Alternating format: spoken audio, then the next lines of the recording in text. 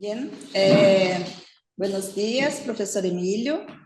Buenos dias a todas e todos que nos acompanham nesse conversatório titulado Cultura, Política e Inovação, Resistências e Aperturas. Iniciamos hoje o seminário e conversatório Cultura Científica em Contextos Pós-Normales com a entrevista ao professor Emílio Munhoz. Mañana tendremos más una conversación con los profesores Elena Castro, Miguel Ángel Quintanilla y Carlos Vogt. Y por fin tendremos una charla del profesor Yuri Castelfranco. Soy Simone Paloni y estoy realizando un postdoctorado en la Universidad de Oviedo bajo la supervisión del profesor Carmelo Polito. Agradeço imensamente sua participação, professor Emílio, e lo apresento rapidamente para nossa audiência. O professor Emílio Munhoz é licenciado e doutor em farmácia. É vinculado ad honorem em el Instituto de Filosofia do Departamento de Ciência, Tecnologia e Sociedade, CSIC, e professor emérito del CIEMAT, onde coordenou a unidade de investigação em cultura científica. Bien, voy a iniciar, profesor, preguntándole, en ese escenario pós-normal que vivimos hoy, ¿cuáles son los desafíos de la política científica en Iberoamérica? Por ejemplo, la financiación, la gobernanza y mismo la formación de los científicos. Bueno, en estos momentos la política científica, como todas las políticas, está sufriendo de una situación especial geoestratégica. Y esta geoestrategia hay que referirse porque la política científica siempre ha estado ligada al poder y, en cierto modo, a la guerra. Así empezó con la Primera Guerra Mundial y el primer ministerio de Ciencia que hubo en el Reino Unido. Luego, la política científica tuvo su retirada en Europa, pero la volvió a recuperar con la iniciativa de los Estados Unidos tras la Segunda Guerra Mundial. Y de eso es lo que hemos tratado de vivir desde esos años hasta ahora. Pero ahora nos encontramos perdidos porque la situación de Estados Unidos es realmente preocupante. Nos encontramos con gente que está en contra de la ciencia, están en contra de la ilustración, están en contra de la salud. Entonces, claro, nos encontramos un poco huérfanos. ¿Qué es lo que nos queda a los que hemos luchado porque la ciencia se convierta en algo que sirva para la sociedad, que es lo que tiene que ser esencialmente? Pues nos queda analizar críticamente, tratar de animar a los jóvenes a que se den cuenta de los problemas y que tienen que aprender que no es baladí qué se vota o qué se propone para tener una política científica que tenga sentido. Esta es la situación actual. ¿Qué ocurre? Que desgraciadamente los que intentamos hacer el modelo, aplicar el modelo español, perdón, el modelo estadounidense a nuestro país España, nos dimos cuenta de que no era fácil que ese modelo se aplicara. Incluso con las pequeñas relaciones que he tenido yo con países de América Latina, como Chile, pues también encontramos bastantes problemas porque no es muy fácil aplicar el sistema americano, porque el sistema americano descansa sobre todo en dos o tres cosas. Primero, en la enorme confianza que tuvo en la ciencia, hasta el extremo de haber incorporado a muchos de los científicos que tuvieron que salir de Europa Y la segunda cuestión es que ha tenido un potencial universitario que yo creo que es inigualable en el mundo. Es decir, no ha habido la necesidad de crear instituciones de otro tenor como los centros nacionales de investigación, sea el CSIC, sea el CNRS, sea el CNR en Italia, aunque sea muy diferente a estos, o incluso contemplar lo que hizo Bismarck con la creación del Max Planck. Es decir, entonces esto no ha sido necesario en Estados Unidos por el enorme peso, insisto, universitario. Y esa es un poco la cuestión que yo creo que nos tiene que hacer reflexionar, porque si la universidad, y yo lo invoco ahora constantemente, no reacciona y se compromete ante la situación del mundo, no es un problema ya de decir qué pasa en mi casa, qué pasa con mis problemas, qué pasa con mis presupuestos, qué pasa con mis estudiantes. Pues lo que tiene que darse cuenta la Universidad Española también, que está, yo creo, muy, muy apagada. No sé lo que pasa en América Latina. Debe reaccionar y convertirse o intentar convertirse en líderes, porque hay que intervenir geoestratégicamente.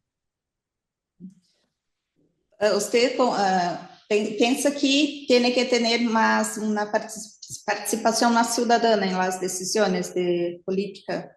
Sí, bueno, lo que tiene que participar es de hecho, no estar sufriendo. Bueno, quiero decir, no sé cómo está la financiación en estos momentos en la Universidad de Oviedo, pero por ejemplo en Madrid se está sufriendo un problema gravísimo, porque tenemos en Madrid un gobierno que es plenamente trumpista. No creo que haya una discípula mejor, porque al menos la presidenta del gobierno italiano, la señora Meloni, es bastante más inteligente. Y cómo podemos eh, conectar más la sociedad para que tenga esa reacción, para que la política, para que los gobiernos continúen, né, financiando la investigación científica? Bueno, yo creo que habría que empezar a reconsiderar. Yo a veces soy un poco iconoclasta. Habría que intentar que las clases magistrales, no sé si es el mejor instrumento ahora para intentar movilizar. Creo que las relaciones y las conversaciones serían mucho más provechosas. Una de las cosas que yo detecté desde que empecé con todas estas cuestiones, y luego lo comprobé cuando estuve en las universidades extranjeras en las que participé, es que los alumnos españoles eran bastante reacios a hacer preguntas, eran un poco renuentes a participar. Entonces, claro, en una situación en la que tenemos además el enorme problema de las redes sociales, de la individualización semicolectiva, quiero decir, de creación de grupos determinados, esos grupos determinados tienen un poder de influencia que hay que contrarrestar desde la universidad, claramente. Es decir, que eso es un reto que planteo. Yo ya no estoy en condiciones de intervenir activamente como lo hice en los años 60, 70, 80, porque tengo la fortuna de todavía ser emérito del CSIC, porque el CSIC prácticamente decidió que yo fuera emérito de por vida. Pero en este momento yo soy un milagro, en cierto modo. Me considero un poco alienígena, en cierto modo, poder estar aquí tan feliz y agradeciendo la posibilidad de participar y comentar estas cuestiones. Sí, sus reflexiones con certeza, por cierto, que contribuyen mucho con ese debate, ¿no?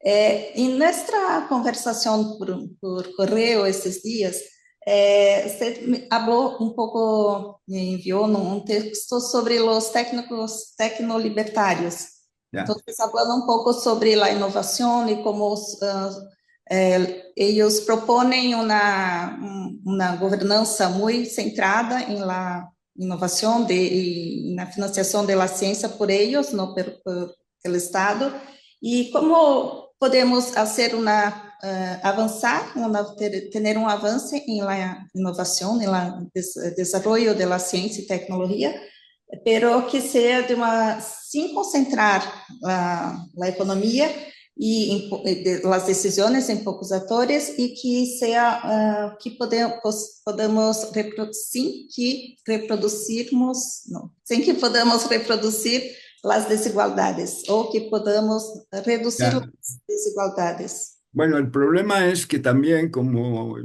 yo que tuve un enorme respeto a la economía cuando estaba haciendo política científica en España y en Europa, de repente descubrí la debilidad de la economía, que fue precisamente la crisis de 2007, 2008, 2012, 2013, la crisis financiera.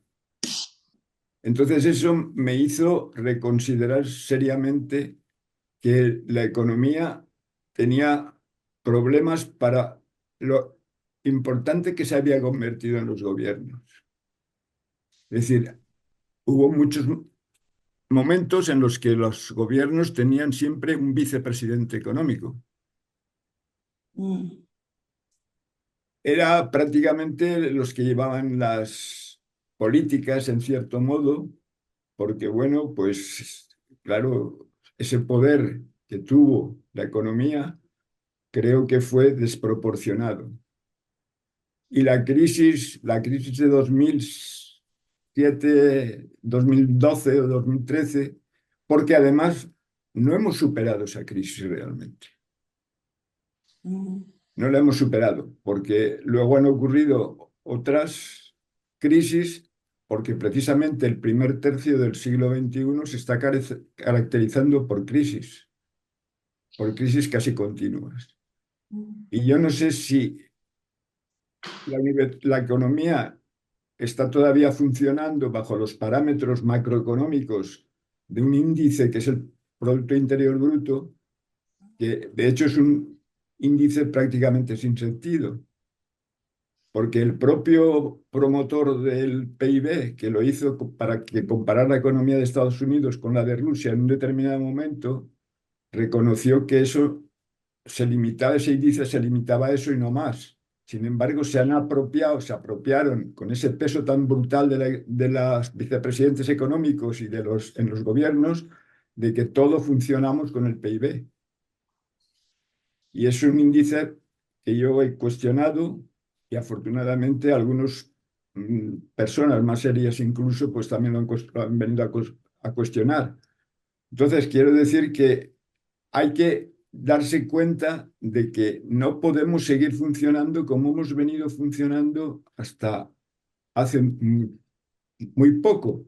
Y sin embargo, estamos todavía bajo parámetros de esta forma de querer funcionar, y eso incide sobre la política científica por descontado, como hemos seguido. No tenemos que decir, por ejemplo, yo no diría ahora nunca cuánto tenemos que dedicar de porcentaje del PIB. Diría cuánto tenemos que dedicar a la ciencia para hacer frente a, primero, este reto tan fuerte geoestratégico. Lo que quiere decir que las relaciones exteriores, que prácticamente no sé si se enseñan mucho en la universidad, sean muy importantes. ¿Qué tenemos que invertir para poder contrarrestar este instrumento tan poderoso que se ha convertido Internet y las redes sociales? Porque hace falta al menos conseguir pequeños grupos que puedan influir. Entonces, esta obsesión que tienen, por ejemplo, las humanidades, pues yo las he venido practicando desde que me retiré de la política científica, este individualismo no es tolerable en estos momentos. Es necesario una reunión en grupos que sean dinámicos y que compitan. ¿Cuál es el problema? Que si los proyectos se siguen otorgando por los criterios habituales, pues eso va a imposibilitar esta forma de actuar. Professor, senhor, usted vê uma diferença muito grande em toda a Iberoamérica, por países, por como é sua visão sobre Bueno, Espanha? yo desgraciadamente en América Latina no he tenido mucha actividad porque mi mujer, que trabajó mucho en cooperación internacional, cubrió prácticamente toda la relación muy fuerte con América Latina en los tiempos en los que hemos vivido juntos, activos. Pero sí es verdad que yo he tenido bastante relación con Argentina, algo también con México, con Venezuela, donde incluso estuve 6 meses, porque me propusieron que me fuera a la Universidad de Venezuela para crear ciencia, un grupo de ciencia, como se había producido en biología con el FAGO, pues se habló de un grupo que hablara castellano o español, pero todo eso lo que me ha llevado es a no poder tampoco profundizar mucho, porque he visto, por ejemplo, que en Venezuela, que yo estaba, había mucho dinero en aquellos tiempos, pero a su vez políticamente era un desastre. Y eso luego ha devenido en una situación en la que, por ejemplo, un instituto venezolano de investigaciones, que fue una iniciativa brutal, no sé si sigue siendo fuerte como yo conocí en sus momentos. Argentina sí que ha tenido, por mor de cómo son los argentinos, y no quiero decir nada, porque no sé si Carmelo Polino estaría de acuerdo, los argentinos son una buena mezcla en la hibridación porque han tenido mucha influencia europea y generalmente de los países no tan cerrados como son a veces los sajones, ¿no? Es decir, la influencia italiana, la influencia francesa, la influencia española ha sido muy fuerte. Y eso ha llevado a que, por ejemplo, pues hayan tenido 2 premios Nobel muy importantes en áreas biológicas o biomédicas, como Hussey y como Leloir, o que, por ejemplo, alguien que se exilió de Argentina a Cambridge, como fue César Milstein, haya desarrollado los anticuerpos monoclonales que en este momento yo disfruto porque me están dando inmunoterapia. Pero también se ha dicho, esa es la anécdota, que si se hubiera patentado el descubrimiento de Milstein, probablemente la Universidad de Cambridge hubiera tenido dinero para financiar su investigación para toda su historia. Porque no se patentó, no sé las patentes que se han hecho, pero en ese momento no se patentó ese invento de los anticuerpos monoclonales, pero en este momento está constituyendo una forma nueva de la biomedicina, total, absoluta, en todos los sentidos. Bueno, pues quiero decir que la ciencia también nunca es y ni debe ser dogmática. Esto es absolutamente contrario. Tiene que ser siempre evolutiva, pensando en la evolución y pensando en la importancia de los contextos. Es verdad, profesor. Bien, voy ahora a abrir un espacio para una o dos preguntas. ¿Alguien desea hacerlo? ¿Quiere venir aquí? No, ¿me escuchas, Emilio? Pero la cámara no. No se oye más. Es verdad lo que decía Emilio y lo respaldo completamente al 100%, que incluso diría algo más con respecto a la cooperación con América Latina, que fue cuando Ángeles, su mujer ya fallecida, trabajaba para la OI cuando empezó a oírse CTS en América Latina. Entonces colaboraba San Martín con ella. Y empezó todo esto de CTS, empezó más o menos en este periodo, que yo creo que es de mediados de los años 90. Pero bueno, mi pregunta era otra. Creo que en estos últimos 20 años ha habido un gran... El mundo se ha puesto patas arriba. Ha habido un vuelco enorme. Hace 20 años, más o menos, los gobiernos, entre ellos el de España, estaban muy preocupados por la inversión en ciencia y hacían todo lo posible por invertir en ciencia. Hasta hacían trampa. Me acuerdo que Nature sacó un editorial hablando de las trampas del gobierno español, cuando hacían pasar inversión o gasto en defensa como gasto en ciencia. Estaban pagando licencias, patentes y otras cosas para fabricar tanques alemanes y lo hacían pasar como I+D. Es decir, iba de tapadillo, digamos que el farolillo era la inversión en ciencia y metían de escondidas la inversión en defensa. Y ahora, curiosamente, estamos en el otro extremo. Hemos dado la vuelta a la tortilla. Resulta que ahora estamos haciendo pasar inversión en ciencia como inversión en defensa. Porque nos están exigiendo, con el cambio de los tiempos, que gastemos el 5% y tienen que hacer malabarismos en el gobierno de España y otros lugares para que algunos gastos relacionados con defensa, relacionados con ciencia, pasen como gastos en defensa nacional.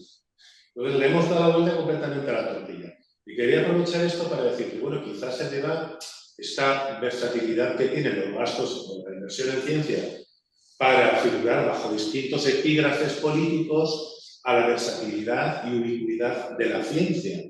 Pero si esto es así, ¿qué fronteras y qué orientación vamos a dar a las políticas de ciencia? Algo parecido pasa en el mundo de la comunicación. En algunos diarios dicen, bueno, es que la ciencia está en todo. ¿Por qué vamos a hacer una sección de ciencia?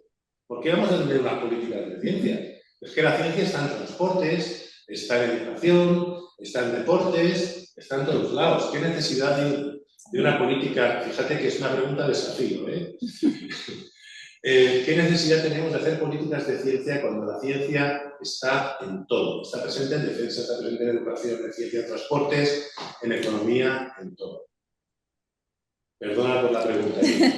No, bueno, lo primero que hay que hacer es que siempre una política científica tiene que hacer un esfuerzo muy medido, muy claro, de financiar lo que se ha llamado ciencia básica, es decir, ciencias sin objetivos, porque la ciencia lo que necesita es producir conocimiento.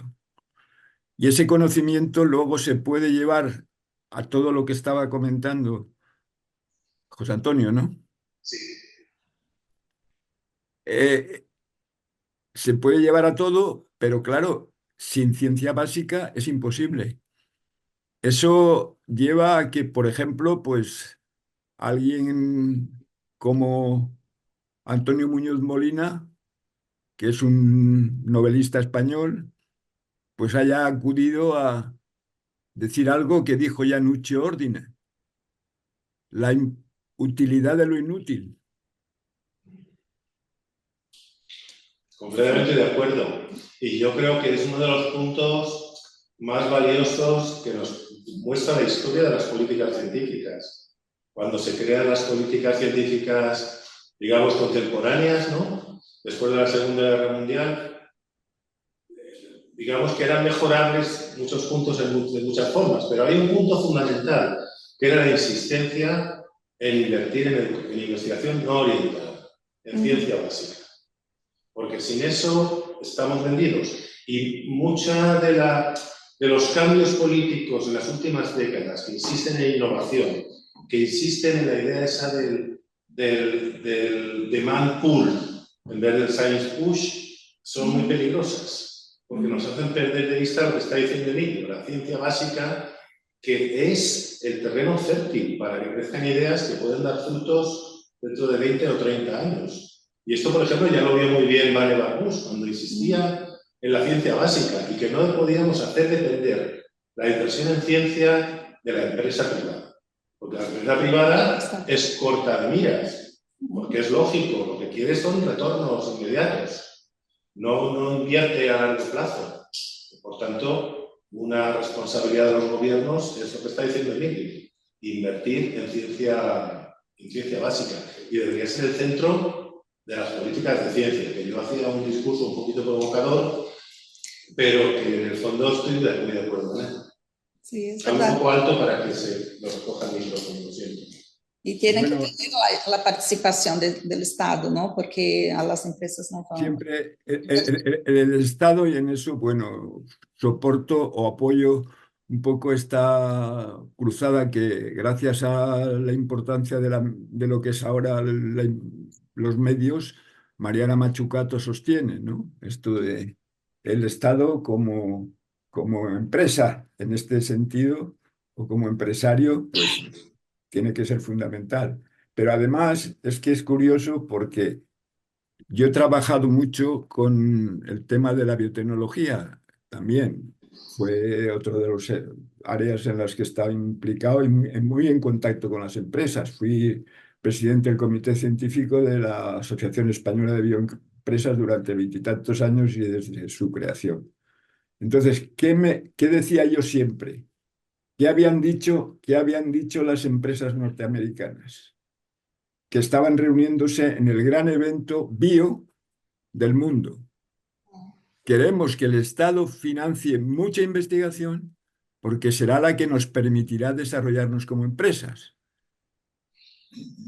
El problema es que aquí, desgraciadamente, y eso ahora invoco a mi ídolo Santiago Ramón y Cajal, pues la verdad es que hemos tenido siempre, desgraciadamente, empresas que les costaba ser de verdad empresarios. Eran gente que lo que quería era, bueno, pues sacar a flote sus negocios y sus intereses más pequeños. Cuando, y ahora voy a ser muy crítico y espero que no haya una demanda. Cuando uno ve quién preside la CEO española, se le abren las carnes.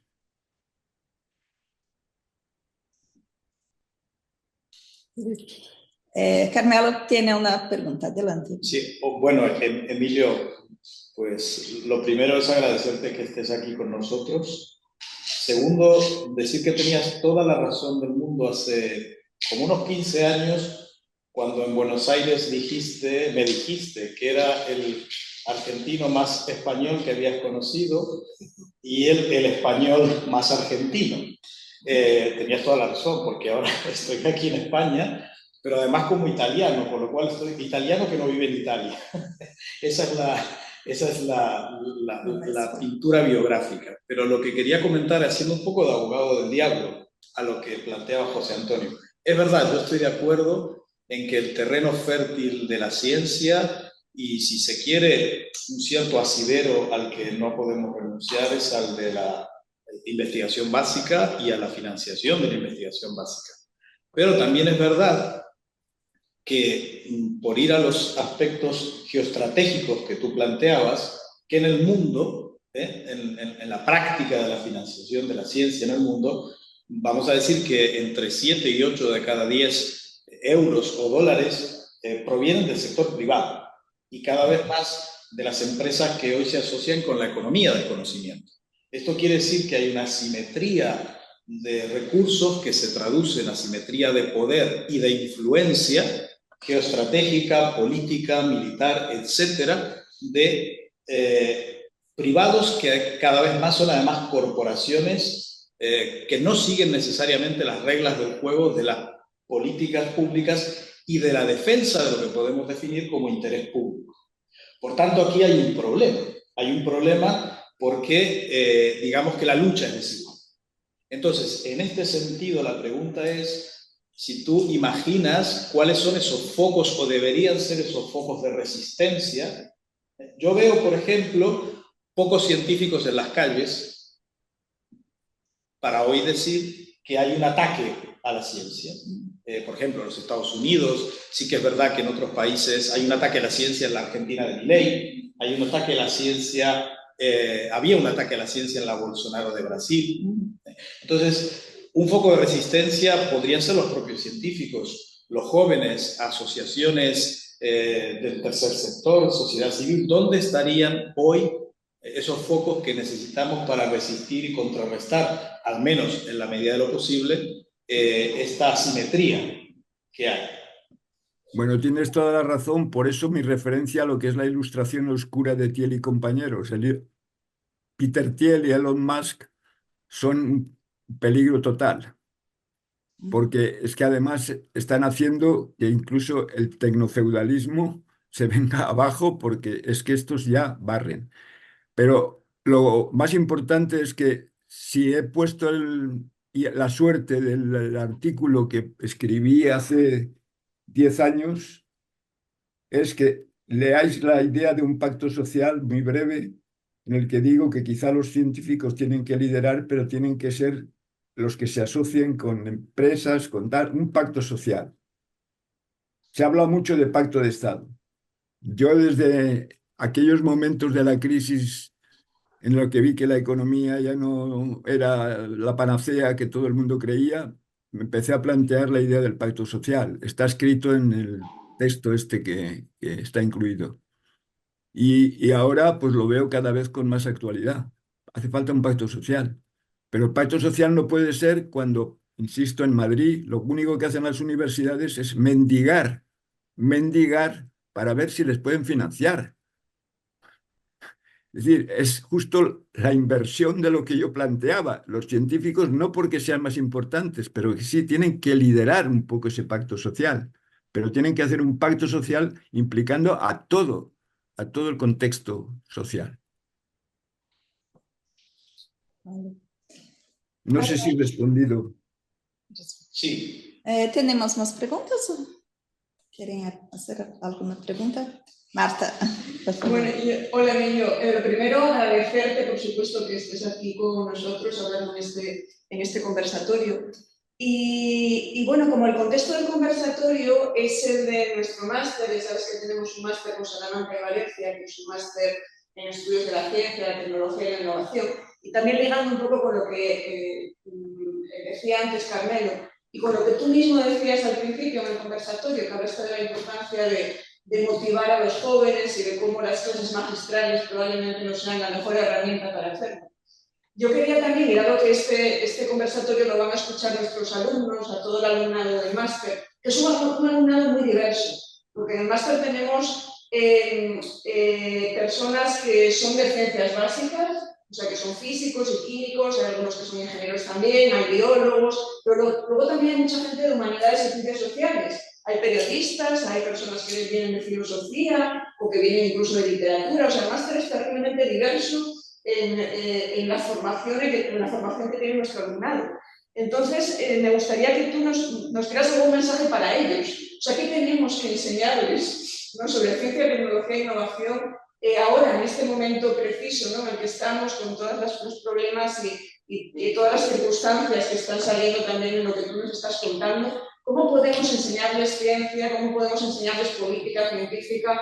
¿Cómo podemos hablarles de innovación, ¿no?, en todo este lío geoestratégico que estamos teniendo, ¿no? ¿Qué mensaje nos darías para ellos y para nosotros también como profesores de este máster? Bueno, yo creo que tenéis una fortuna en la diversidad. El problema es que yo defiendo también desde hace mucho tiempo, y lo digo, no se puede abordar en este momento la ciencia desde una sola disciplina. Por lo tanto, la interdisciplinaridad es esencial. Sin embargo, si alguien presenta un proyecto en España interdisciplinar, no se lo van a financiar. Entonces, en el máster lo que tenéis que hacer es equipos interdisciplinares para presentar, si tenéis trabajos de fin de máster, pues trabajos que sean interdisciplinares, que además tengan como objetivo un objetivo que vaya con la innovación.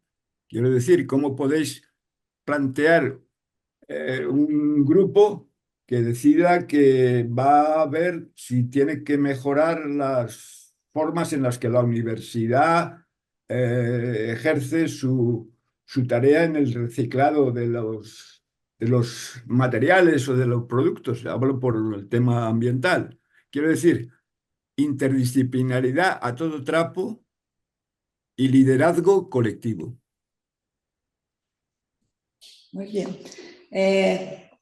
Bien, así terminamos entonces la primera actividad de este seminario. Una vez más, agradezco mucho su participación, profesor Emilio, por haber aceptado la invitación y por su contribución, perdón. Entonces es eso, profesor, agradezco mucho su participación y un gusto conocerlo, y así terminamos nuestra actividad de hoy. Bueno, el que agradece soy yo. Está bien, hasta luego. Hasta luego. Bueno, Emilio.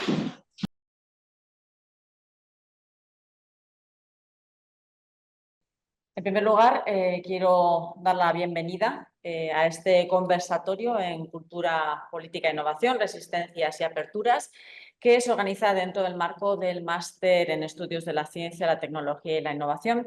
Esta actividad está promovida por el grupo CTS de la Universidad de Oviedo, que son partners dentro de este máster.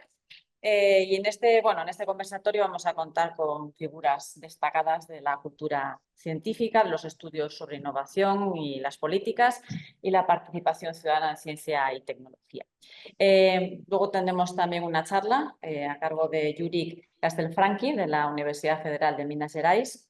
Y le doy la palabra a Simón Palone, que será quien se encargue de presentar a las personas que nos van a hablar hoy. Adelante, Simón, cuando quieras. Muchas gracias, Ana. Buenas tardes a todas e todos. Com esse conversatório, então iniciamos a atividade de hoje, desse seminário, que a Ana já falou do que se trata. E sou Simone Palone, e estou realizando um pós-doutorado aqui na Universidade de Oviedo, bajo a supervisão do professor Carmelo Polino. Recibo aqui, para este conversatório, 3 autoridades muito reconhecidas por sua trajetória acadêmica e em puestos directivos: a professora Helena Castro e os professores Miguel Ángel Quintanilla e Carlos Vogt.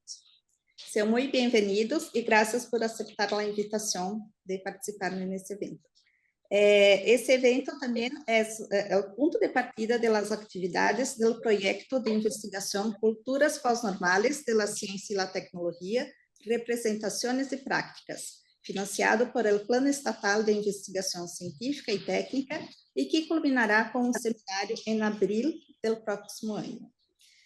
Bem, agradeço também nossa audiência aqui, aos professores e alunos que estão presentes, e as pessoas que participam à distância. Vou apresentar muito brevemente os professores invitados e há uma biografia maior, mais detalhada no programa do seminário. Helena Castro é doutora em Química Industrial e investigadora do Grupo Ingenio, da Universidade de Valência. Miguel Ángel Quintanilla é filósofo, professor da Universidade de Salamanca.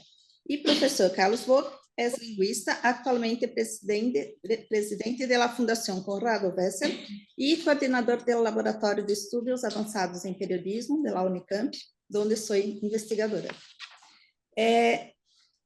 Então, é um prazer estar aqui e ter a oportunidade de conduzir esta conversação, que deveria ser muito informal. Bem, para começar, vivimos hoje em um mundo muito complexo, com questões que afetam toda a sociedade, como as guerras, câmbio climático, migrações. Em la saúde, temos pandemias e as enfermidades relativas ao envelhecimento da população. Essas são características que, nos estudos sociais de ciência e tecnologia, consideramos a ciência pós-normal e que involucram incertidumbre, apostas arriesgadas, decisões urgentes e conflito de valores. E nesse contexto, há desafios para a relação da ciência e da sociedade de Iberoamérica. Sobre isso vamos falar aqui. Então, para começar nossa conversação, le pergunto à professora Helena. Helena, muito se habla sobre a importância da inovação, pero o que deveríamos entender por uma inovação socialmente comprometida? Está sin micrófono. ¿No? Sí, ya, gracias. Muchas gracias primero por invitarme a este conversatorio. Espero que merezca la pena a los asistentes. A ver, innovar yo creo que ha formado parte de la esencia del ser humano desde el minuto uno, porque la innovación es aquella fuerza que te ayuda a progresar, a avanzar, a resolver problemas, a cometer actividades nuevas. O sea, está en nuestro ADN la innovación, por lo menos en el ADN de los supervivientes. Probablemente los que no lo hicieron se han ido quedando por el camino. ¿Cuál es la diferencia o lo que creemos? En un momento dado, la innovación, además, incluso conceptualmente hemos ido cambiando. La innovación en los últimos 100 y pico años se ha visto desde la perspectiva, en principio, desde la perspectiva económica. Es decir, innovamos para tener mejores productos y servicios, de manera que nuestra empresa sea más competitiva, muy centrado en la empresa y con unos objetivos claros de beneficio económico. Pero a partir de los años, yo diría del principio de este milenio, o quizá sí, al principio de este milenio, empezó a verse que la innovación no puede estar solo dirigida por la obtención de beneficio. Eso por una parte. No es solo algo que haga la industria, lo hace todo tipo de sectores. Y cuando se ha ido ampliando el foco de la industria, que era lo que veíamos al inicio del siglo XX, a otros sectores como servicios públicos, servicios privados, de todo tipo de servicios. Pero también, claro, aquí un poco las entidades decía, que yo también lo hago, las ONGs, Médicos Sin Fronteras, Cruz Roja, son entidades que para prestar mejor sus servicios innovan. ¿A fin de qué? De reducir costos o de poder llegar a más gente o de cambiar sus objetivos. La administración pública es otra gran innovadora, desde el propio diseño. La participación de los ciudadanos en el diseño de políticas ha sido una innovación muy importante en la administración, pero también los modos en que la administración se entiende con los ciudadanos. Por eso se puede profundizar mucho. Pero la idea es que se puede innovar en todos los ámbitos, y incluida la parte social, cultural, todo. Y lo que sí que está habiendo un cambio en este milenio es que no se puede innovar. A ver, la innovación en principio siempre destruye, porque destruye lo que se hacía antes que no nos ha funcionado. O sea, siempre se ha dicho que la innovación es destructiva, a la vez que creativa. Pero lo que yo creo que está incidiendo ser recientemente y que está en las políticas de la Unión Europea es que no se puede innovar a cualquier precio, sino que hay que innovar teniendo en cuenta, acotando una serie de condiciones de contexto. Si me permitís una butad, yo puedo crecer, yo puedo ser más alta que tú por crecer. También puedo ser más alta que tú si te corto las piernas. Efectivamente, el final es el mismo. Yo soy más alta que tú, pero la primera manera es una manera ética de hacerlo. Yo me esfuerzo por crecer y la segunda es o sea, acabaría en la cárcel y todo, ¿no? Entonces, ese es el gran pensamiento de este milenio. Ha sido, sí, hay que innovar. Se puede innovar en todos los ámbitos, en todo tipo de sectores, pero no a cualquier precio. Hay que tener cuestiones como ética en la innovación, tener concepto de género. Yo no sé si sabéis que en el ámbito ¿cómo se llama esto? De los medicamentos, los ensayos clínicos hasta hace poco se hacían solo con hombres, porque como las mujeres teníamos problemas hormonales, dice, vaya, como si ellos no los tuvieran. Conclusión, que a las mujeres nos han estado proporcionando dosis inadecuadas de la mayor parte de los medicamentos porque no estaban pensadas. Entonces, ese tipo de cosas, tener en cuenta el género, tener en cuenta que la gente participe a la hora de decidir en qué se invierten los recursos públicos, tener en cuenta los efectos medioambientales de lo que se hace, que se haga con justicia social. Es decir, estamos en un momento ahora en que se sigue hablando de innovación, pero yo diría que en resumen es no a cualquier precio, no en cualquier contexto. Tenemos que tener innovación con responsabilidad. Exactamente. Sí, es verdad. Bien, voy a pasar para el profesor Quintanilla. Profesor, en ese escenario post-normal, ¿cuáles son los retos de la política científica en Iberoamérica? Por ejemplo, acciones relativas a la gobernanza de la ciencia o a la financiación de la ciencia y tecnología. Y lo primero que quería decir, Simón, es que yo creo que el tema de la innovación hay que plantearlo como un tema central, pero no tan central. Me explico. Hay montones de teorías, experimentos, conocimientos derivados de la investigación científica en tiempos de Newton o posteriores, que no tienen ninguna repercusión en la innovación industrial. Y no por eso dejan de ser importantes para las políticas científicas. Yo lo que os propongo es que hagamos el esfuerzo desde un máster como en el que estáis participando, hagamos el esfuerzo de enfocar los temas de la ciencia y la tecnología desde el punto de vista del interés social, enfocarlos desde la perspectiva de la política, sin más, de la política científica y tecnológica, obviamente en este caso, porque se trata de eso, pero sin más consideraciones. Por ejemplo, no mezclemos esto con políticas relativas al tratamiento de las religiones en una sociedad. Por ejemplo, no tiene nada que ver con eso. O no intentemos hacer la revolución soviética del 1917 a propósito del último experimento que hemos hecho en el laboratorio de Ginebra, ¿no? Salió un experimento porque por fin ya tenemos al proletariado en marcha al frente de la revolución científica mundial.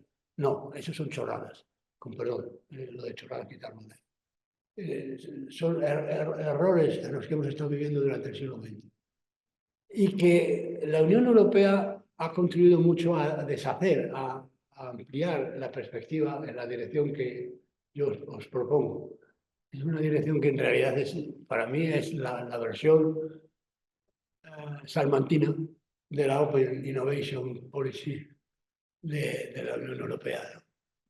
¿Y en qué consiste? ¿Cuál es lo específico, lo diferencial? Para mí, la noción diferencial fundamental es la noción de política científica. Es curioso, pero los que nos hemos dedicado a temas de ciencia, tecnología y sociedad, hemos estado muy preocupados por saber cómo caracterizar la ciencia normal, la ciencia postnormal de la que estáis hablando vosotros en vuestro proyecto. Pero hemos hablado muy poco de política. Y cuando hemos hablado de política ha sido para decir que Bernal, por ejemplo, llevaba razón al estudiar los condicionamientos sociales y económicos del desarrollo científico-tecnológico y que los economistas del de la segunda mitad del siglo XX que se han ocupado de la innovación industrial como factor fundamental del desarrollo científico-técnico, son los que llevan la voz cantante, son aquellos que por fin han impuesto en la agenda de la ciudadanía como prioridad la lucha contra el coronavirus,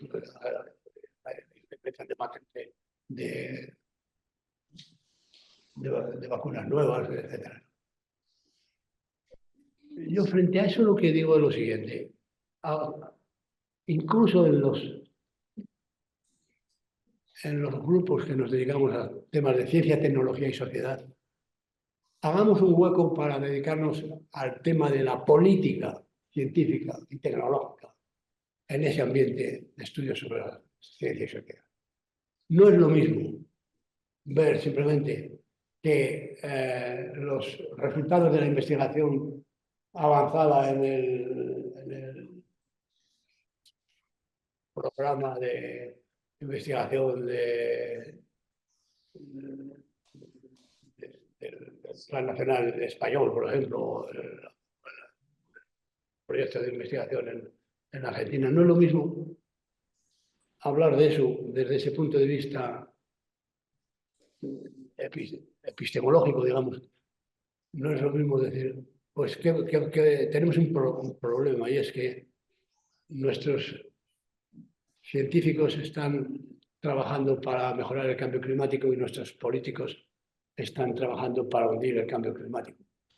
No es verdad. No es verdad. Los políticos no quieren hundir el cambio climático. Lo que pasa es que no saben cómo evitarlo. Ese es el problema. Digo, como hipótesis, ¿no? ¿Por qué no afrontamos también esa perspectiva? Professor, isso não é só em la Iberoamérica, creo que es en todo el mundo, ¿no? Yo pienso que es especialmente urgente en España y en Iberoamérica. En el mundo, en el resto del mundo depende. Los países más avanzados en estas líneas de trabajo están más cerca de lo que estamos hablando aquí. Y los países más atrasados, es decir, más dependientes de la historia reciente de decisiones políticas pro o anti científicas, pro o anti innovadoras, pues puede estar más avanzado. Pero no tengo un estudio con datos del tema. Es una idea conceptual. Creo que la política científica... bueno, si me permite, solamente para entender mejor el marco conceptual en el que está esto planteado y que era una de las cosas que tenía que haber presentado en la pantalla para que la vierais. Hay 3 tipos de actividades sociales importantes relativas a este campo. Una son actividades de gestión y desarrollo de la cultura. Cultura como objeto de la política y de la enseñanza y de la intervención ciudadana. Un campo. Otro campo es el campo de la economía. Y aquí ya no me quiero meter en un lío de si la economía privada, pública, participada o no participada, todo esto son bobadas, que en los años 50 estábamos muy obsesionados con ellas, en los años 60 sobre todo. Pero que en realidad están ahí. ¿Qué pasa? Las empresas de Donald Trump son más públicas que las de la NASA, o son lo mismo, o son una instrumentación del dinero público para el beneficio privado. En el caso de Trump, y en el caso del último premio Nobel, que a lo mejor acaba de vender su patente. No estoy dando ninguna información, estoy simplemente haciendo una hipótesis. Su patente biomédica a una multinacional. ¿Eso qué es? ¿Economía pública o privada? Me da igual.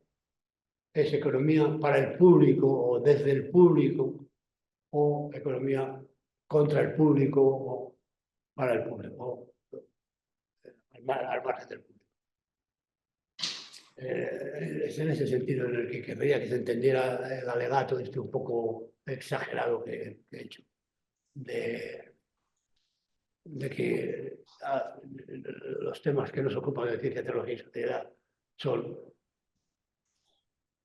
política, ciencia, investigación, que ahí viene todo el tema de la posnormalidad, etcétera, y innovación o tecnología, ¿no?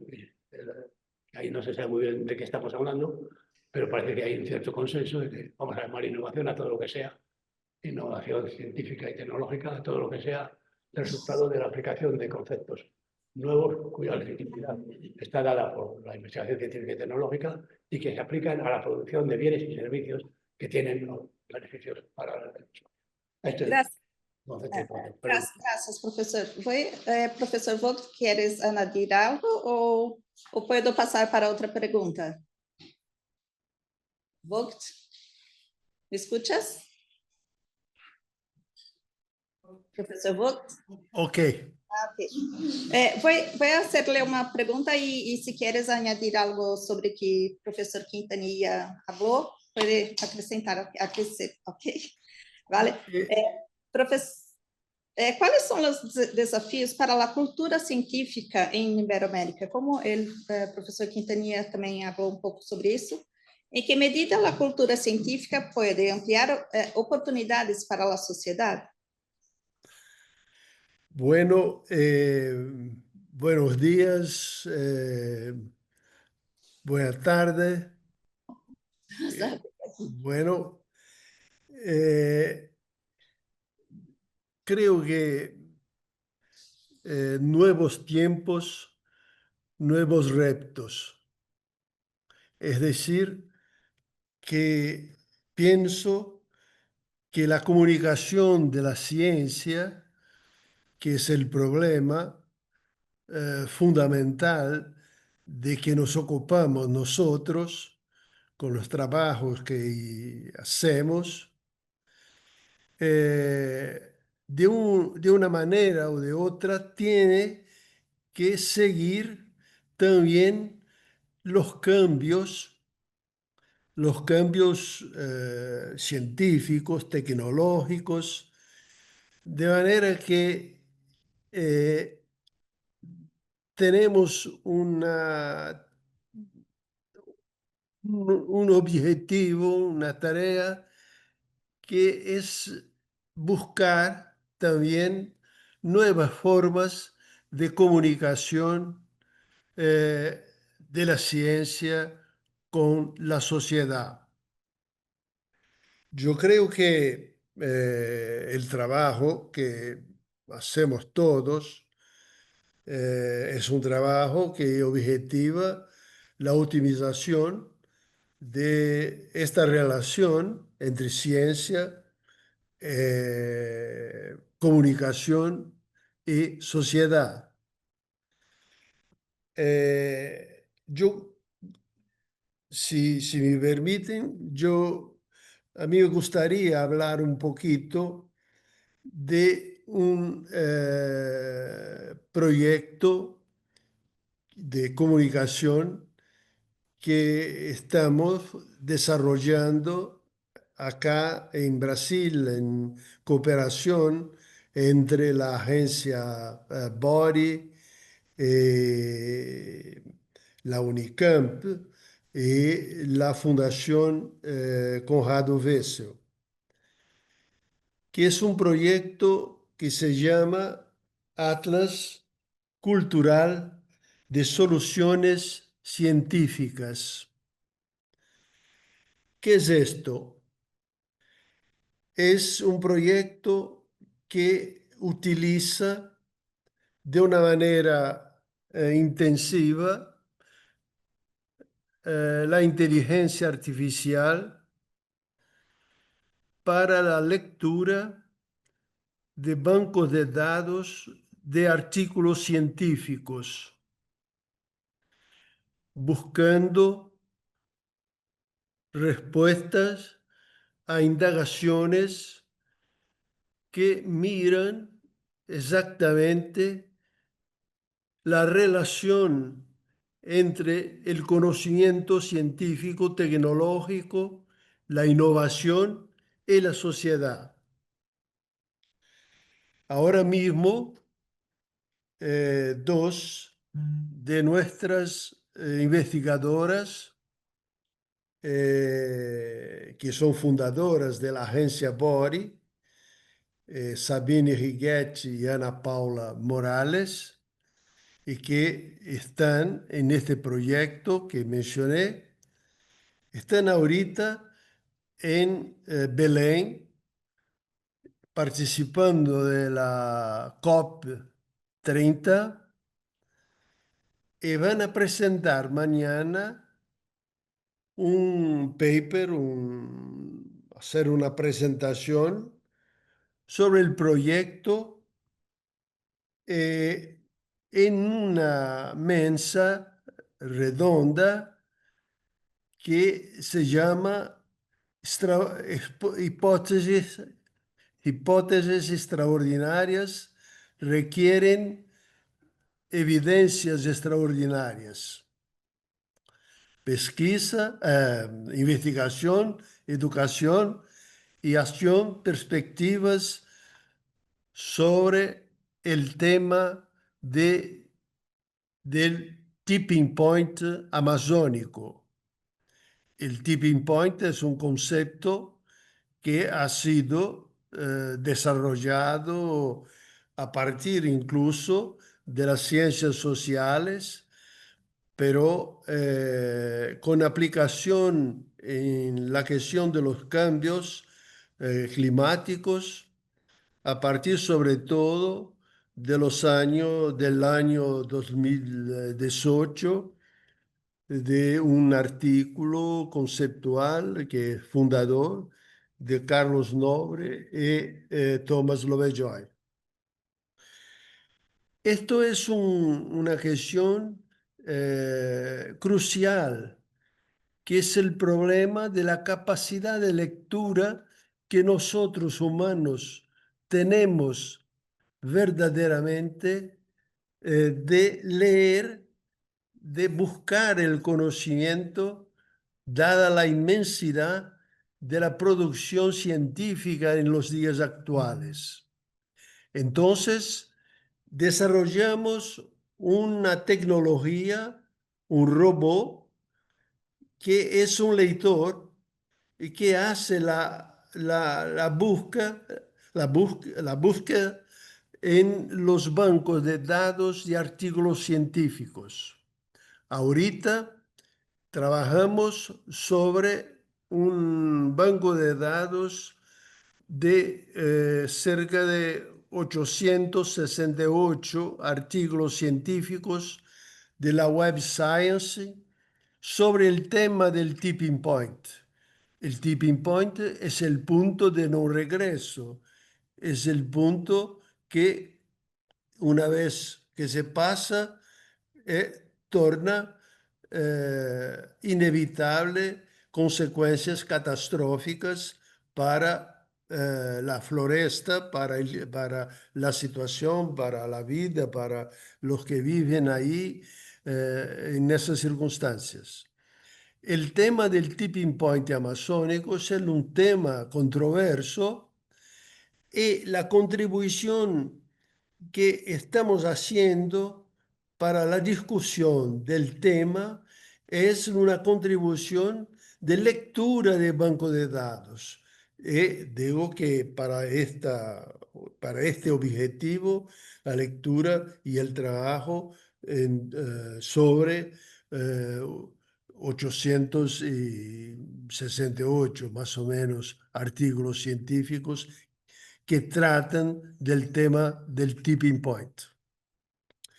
Esto creo que puede ser una nueva manera de tratar el problema de la cultura científica y el problema de la comunicación de la ciencia con la sociedad.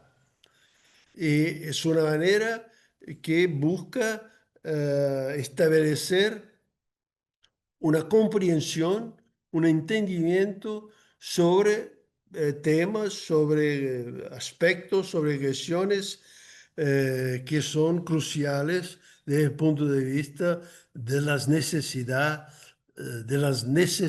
reales de la sociedad.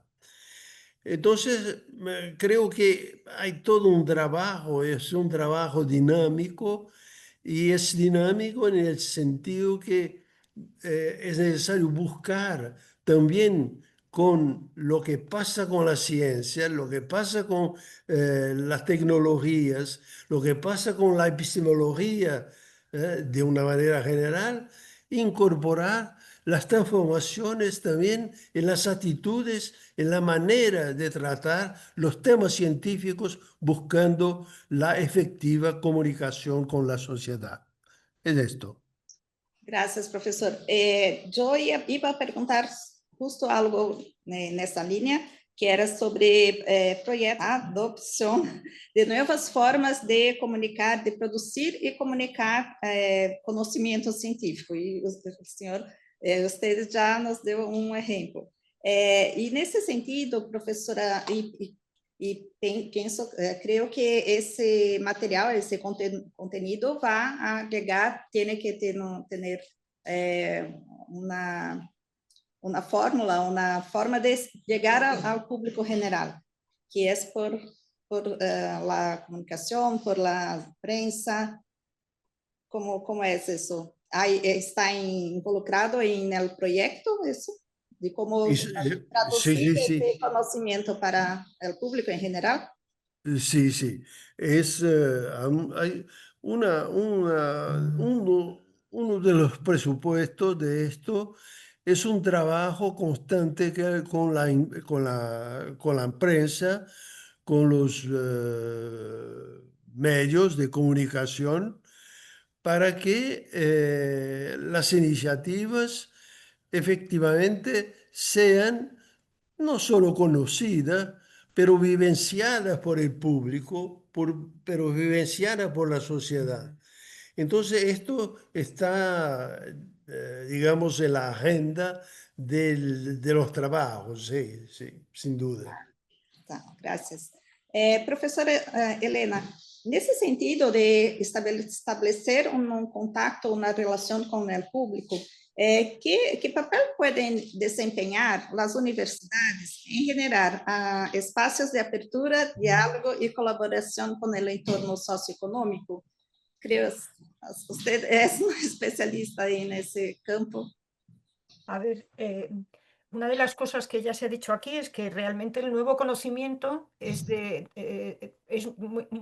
muy importante que se incorpore en las innovaciones y en las actividades sociales, porque hay veces que es para producir una innovación en una industria, como decíamos, pero los políticos necesitan conocimiento para orientar sus leyes, sus normas, tienen que conocer de todo tipo de conocimientos sociales, jurídicos, de todo. O sea, todas las áreas del conocimiento tienen potencial como transmisoras a los agentes sociales de lo que van avanzando. Porque si en todos los ámbitos del saber, digamos, socioeconómico, se necesita conocimiento nuevo, pues hay posibilidad para todo el mundo.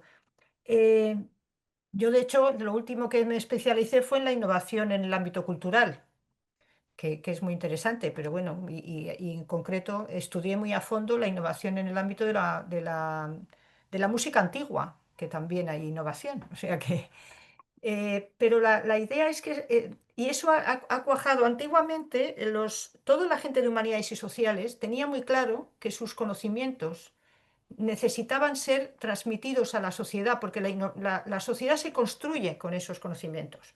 La filosofía, los resultados de los estudios sociales, todo eso se necesitaba como input, como insumo para el mejor desarrollo de los actores sociales de la sociedad y tal. Lo que ha sido más curioso es que los de ciencias, y yo soy química, nos quedamos un poco al margen, pues nosotros ya teníamos nuestra relación con la industria, que la considerábamos que era nuestro partner más cercano. En el momento en que se abre el foco y todos los actores sociales necesitan conocimiento, todos los actores, todos los científicos de todas las áreas deben involucrarse, o estaría bien que se involucraran en procesos para que el conocimiento que generan llegue a aquellos actores sociales que lo puedan necesitar. Y en esa línea, ahí ha sido curioso, porque los de humanidades y sociales ya teníamos eso metido en nuestro ADN, comunicar nuestros desarrollos a la sociedad, y los de ciencias, en cambio, no. Y han sido ellos los que se han incorporado a todos los procesos de cultura, digamos, de mejora de la cultura científica, porque se consideraba que la cultura era humanista, pero no se apreciaba en aquellos momentos, estoy hablando de los años 90 del siglo pasado, no se apreciaba que también la ciudadanía necesitara cultura científica, pero sí que la necesita, porque tomamos decisiones como ciudadanos que se pueden ver afectados por nuestro conocimiento, con el conocimiento que tengamos del avance científico y del avance tecnológico. Entonces, eso en la pandemia se vio claramente, la importancia de comunicar aspectos como hay que vacunarse, no hay que vacunarse, hay que ponerse mascarilla, no hay que ponerse mascarilla, hay que lavarse, no hay que lavarse. Y ahí todos los científicos en España, y yo creo que en todos los países, hicieron un esfuerzo de comunicación extraordinario para comunicar a la sociedad los conocimientos disponibles y que la sociedad tuviera criterio, que es lo importante, es que necesitamos criterio para actuar nosotros también en el futuro. Entonces, creo que se ha hecho un esfuerzo grande y ahí ha sido muy curioso. Nosotros teníamos un artículo en donde comparamos cómo los de humanidades y sociales preferentemente comunicaban por medios personales, artículos, conferencias, libros, etcétera, mientras que los de las áreas científicas se involucraron más en actividades de tipo institucional. ¿Por qué? Porque al no tener esa costumbre, digámoslo así, en su ADN, las universidades y los centros de investigación tuvieron que ayudarles a aprender a comunicar. Tuvieron que generar espacios como las ferias científicas, etcétera. Muchos espacios para comunicar y esfuerzos denodados para que los científicos comuniquen bien. Todo, por lo menos mi organismo, en el CSIC, se han dado una enormidad de cursos dirigidos a los científicos para ayudarles a expresar con sencillez los mensajes, cómo hay que hacerlo, etcétera. Es decir, que el problema es que a los científicos nos van echando a la espalda cada día más actividades y que requieren destrezas, algunas las tenemos y otras no, o requieren algunas condiciones de contexto que no siempre tenemos a mano. Entonces, ahí es por eso por lo que es importante el acompañamiento de nuestras entidades, porque nuestras entidades tienen que proporcionarlos esos espacios o esos contactos para que podamos verdaderamente llegar a los actores sociales que nos necesitan, sea la ciudadanía o sea gobiernos regionales, ayuntamientos, municipalidades o quien sea que necesite lo que nosotros sabemos para desempeñar mejor su actividad. Professora, la extensión universitaria también, ¿no? Que Claro, claro. Esa... Claro, el tema es que ahí hubo como dos enfoques teóricos. Uno era la extensión universitaria en América Latina a partir de la Universidad de Córdoba. Está metida en el ADN de la universidad. Es decir, nuestros países no tienen conocimiento, las estructuras sociales de nuestros países no tienen conocimiento, nosotros lo tenemos, nos ponemos a ello. Y en cambio, en el ámbito de los países de Estados Unidos, Europa, etcétera, se desarrolló la transferencia de conocimiento. Pero para mí son dos cosas que se llamarán diferente, a mí me da lo mismo. Pueden tener medios diferentes, pero lo cierto es que con una visión amplia, que es la que nosotros estamos teniendo, que es todo tipo de científicos tienen algo que decir a la sociedad o a algún actor social, todo tipo de sectores necesitan nuevo conocimiento, lo único que pasa es que vamos a utilizar diferente medio. Pero eso pasa igual como cuando si voy al teatro llevo un vestido y si voy al campo llevo otro vestido. O sea, el medio que yo utilizo, el traje que yo me pongo para ir al campo no es el mismo que me pongo para ir al teatro, pero al final se requiere. Entonces, lo que tenemos que aprender los científicos es que a diferentes usuarios y con diferentes objetivos se necesitan diferentes medios. Y tú tienes que manejar como científico esa panoplia de posibles medios y adaptarte, que ahí es donde tenemos. Al final nos requiere un esfuerzo muy grande a los científicos. Y por eso, gracias que las entidades en las que pertenecemos tienen unidades que nos ayudan. Oficinas de transferencia, oficinas de extensión, unidades de cultura científica, todo este tipo de personas especialistas en comunicación o en transferencia, lo que sea, lo que están es para ayudar a los científicos a poder desempeñar su papel social de una manera más eficaz y más eficiente. ¿Quieren añadir algo, profesor Quintanilla? Hacer un pequeñísimo comentario a lo que acabo de decir, Elena. Ha cambiado mucho la situación en España, por lo menos desde los años 90 a ahora. En estos momentos, cualquier institución española que se dedique a ciencia y tecnología con un cierto nivel de capacidad de producción científica y de transmisión de la ciencia, tiene alguna oficina o algún experto que se dedica a mantener en pie una oficina de divulgación científica de difusión de la ciencia. Eso era inimaginable a finales de los años 80. Yo todavía recuerdo una anécdota personal, si me permitís, con una catedrática, por cierto, de ingeniería química, por cierto, pero que no era Elena, la que presenté el plan que estábamos haciendo en las Cortes sobre cultura científica, y me dijo, eso no tiene nada que ver conmigo, yo soy de química. La otra anécdota es que años después intentamos poner en las asignaturas de bachillerato una asignatura de ciencia, tecnología y sociedad, y hubo que suprimirla porque no había profesores capacitados para darla.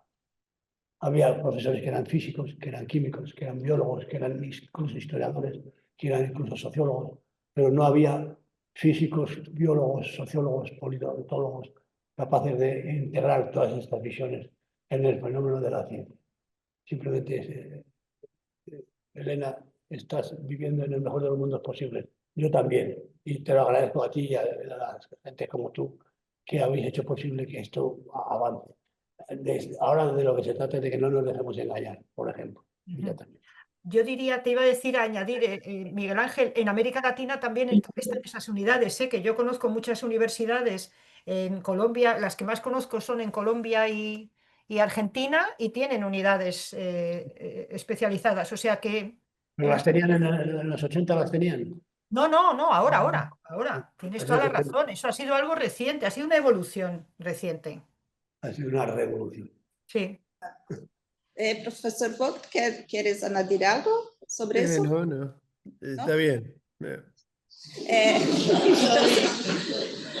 Quería preguntarle sobre un poco en esa línea, sobre las redes sociales, que son hoy, por ejemplo, una de las maneras de se comunicar más usadas en la universidad, en la ciencia también para comunicar, y si ellas más contribuyen o más contribuyen con la desinformación. ¿Qué me dirías? Sobre las... ¿Puedo decir algo? Sí, usted. Sí, sí. Bueno, no, yo creo que las redes sociales ahí están para el bien y para el mal. Y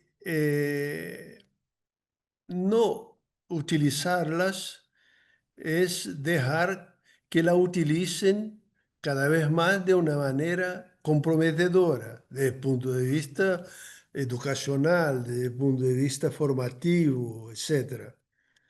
Entonces, como sabemos, hay una incorporación de, de estos medios de comunicación que son cada vez más imprescindibles para una comunicación efectiva, sobre todo una comunicación que sea vivenciada por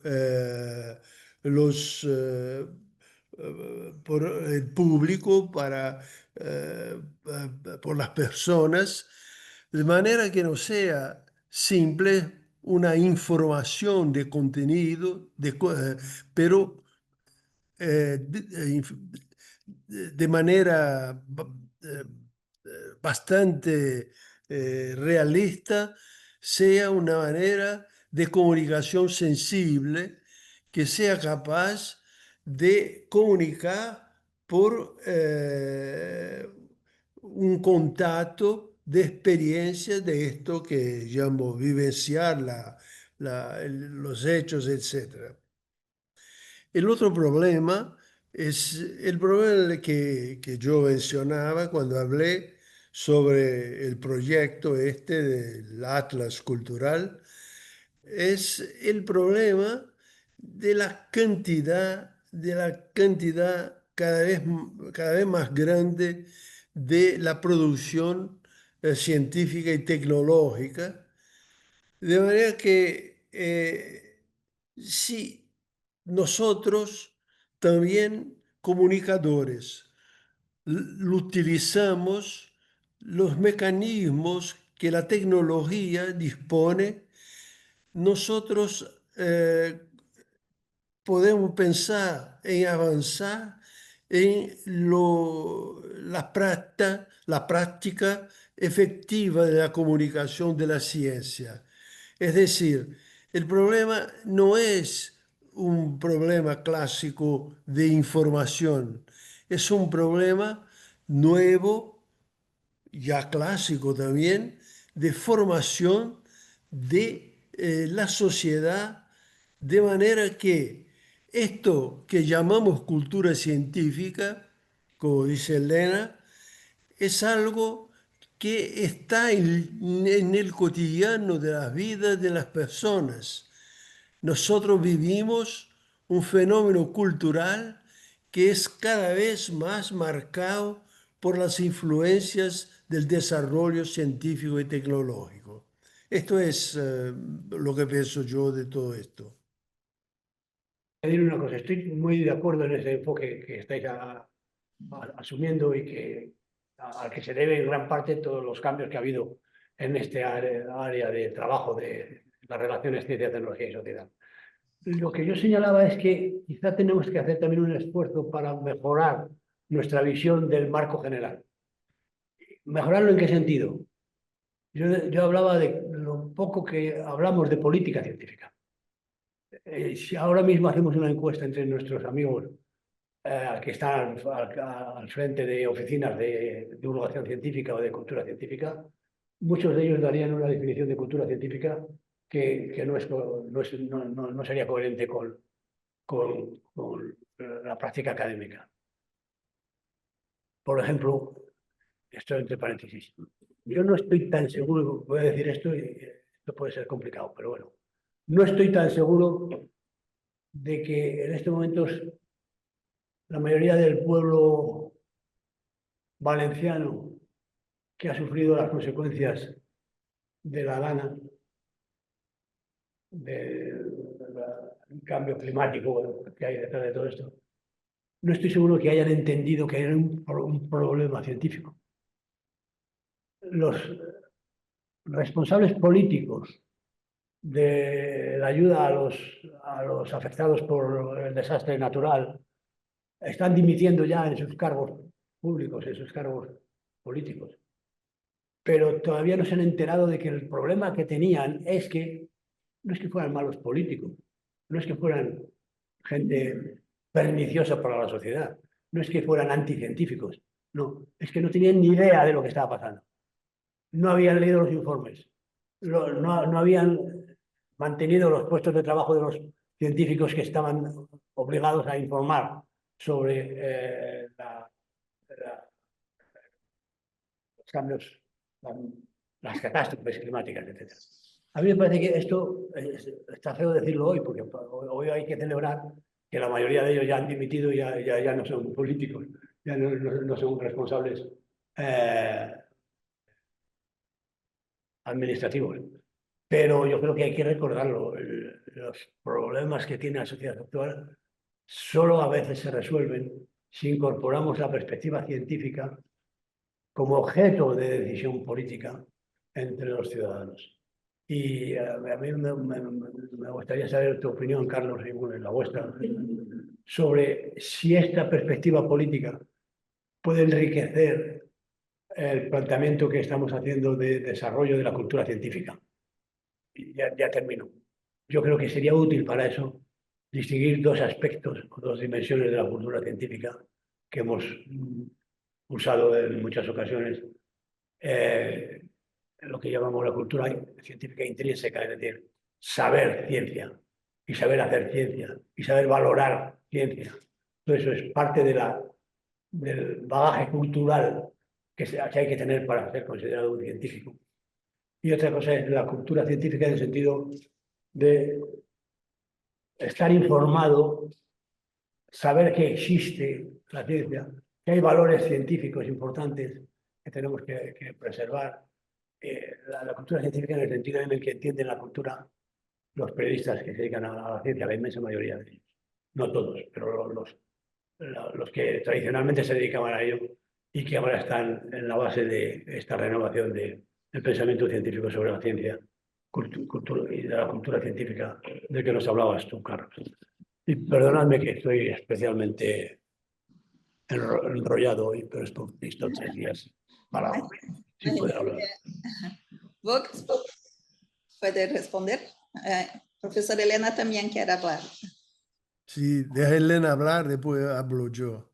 Por favor, profesora. Yo quería comentar que el problema es que estamos en una época, después de, por ejemplo, y lo sabe muy bien Miguel Ángel, en los años, hasta hace bien poco, ahora no sé cómo va esa encuesta. Hay una encuesta de cuál es el prestigio de determinados profesionales que se hace en España todos los años. Todos los años los que salen con más prestigio son los científicos.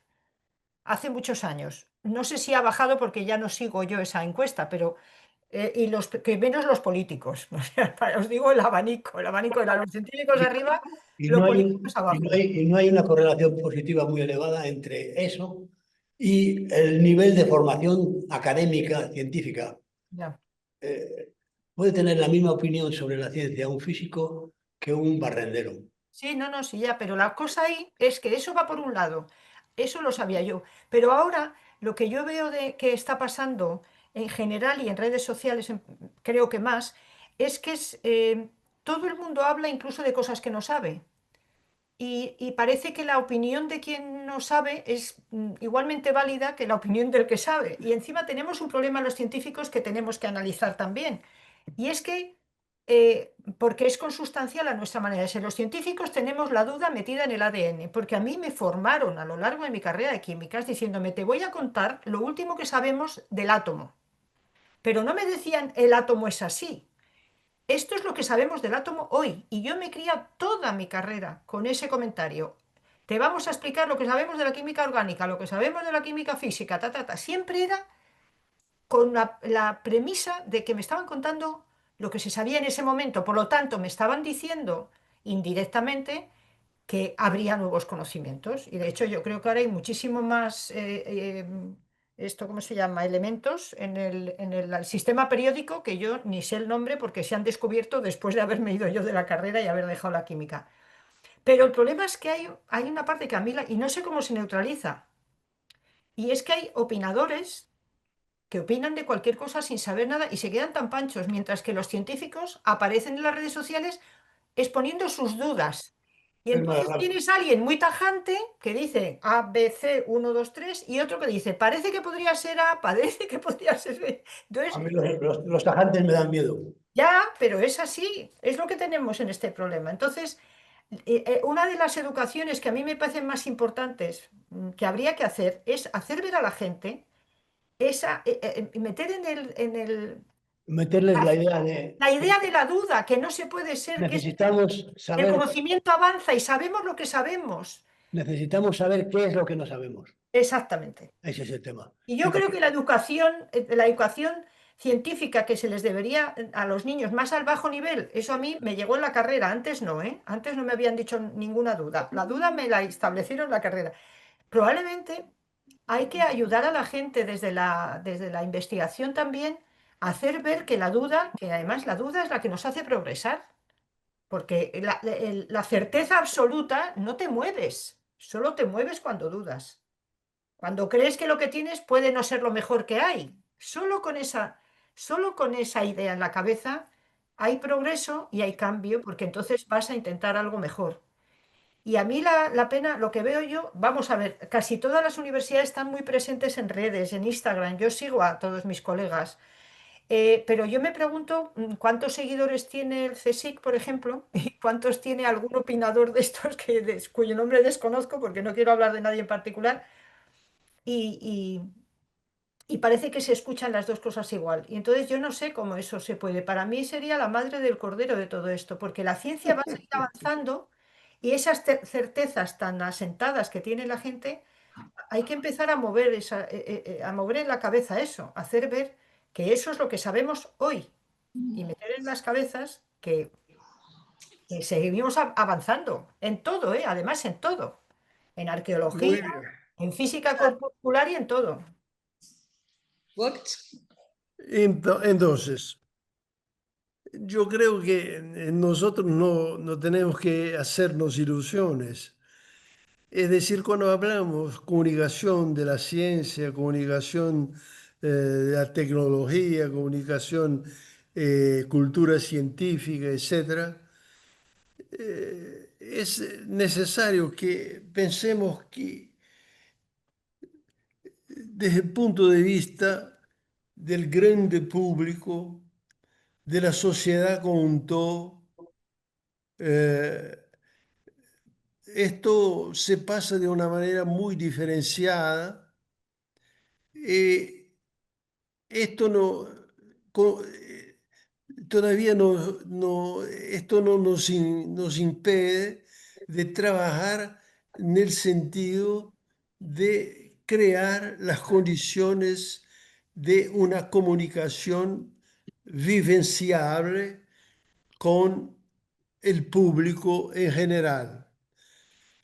Las transformaciones producidas por la ciencia, por la tecnología, esto que crea, impulsiona el fenómeno de la cultura científica cada vez más en, en el mundo contemporáneo, moderno, posmoderno, está, eh, creo que el ejemplo, lo digo esto porque como referencia histórica, las acciones, por ejemplo, de todos los filósofos del iluminismo, el esfuerzo de estos filósofos con el enciclopedismo que caracterizó sobre todo la acción de los filósofos en Francia, en el sentido de buscar, esclarecer, iluminar la sociedad de una manera general sobre los cambios que se producían. Sabemos que esto se dio, pero no se dio como se pensaba que podría acontecer. Es decir, hay una parte de la sociedad que cambia y al cambiarse, cambia también las condiciones en que de una manera general la sociedad va a vivir a partir de entonces. Esto es un fenómeno histórico y nosotros no vamos a llegar a hablar de una manera, digamos, esotérica, de una manera codificada con la población, mismo porque nosotros mismos no comprendemos el grado de codificación de este lenguaje. Bueno, no es tu Pero caso. las transformaciones, ellas se producen e influencian. Entonces, cuando decimos que es necesario trabajar para buscar llevar la comprensión hasta los tomadores de decisión, los decision makers, los políticos, los formuladores de las leyes, etc. Es decir, estamos trabajando con la sociedad, pero es necesario comprender que trabajamos con un concepto de sociedad que es representativo, que es la sociedad que se organiza en las democracias de una manera representativa. Esto supone el funcionamiento de la democracia. Entonces, creo que un poco en general esto que pienso. Gracias, professor. Tendremos que terminar nosso conversatório, porque temos uma apresentação agora. Então, uma vez mais, agradeço à professora Helena, e a los professores Carlos e Miguel Ángel por sua excelente contribuição. Essa conversação está sendo gravada e, sem dúvida, será um material muito importante e muito valioso para nossos alunos. Muchas gracias a todos los presentes y a quienes hicieron posible la realización de este conversatorio desde las universidades de Oviedo, Salamanca y Valencia, y a la mejor que va a ser responsable por la edición del video. Y ahora los dejo con el profesor Yuri Castelfranchi, que apresentará a charla Resistência, Insistência e Cidadania Tecnocientífica.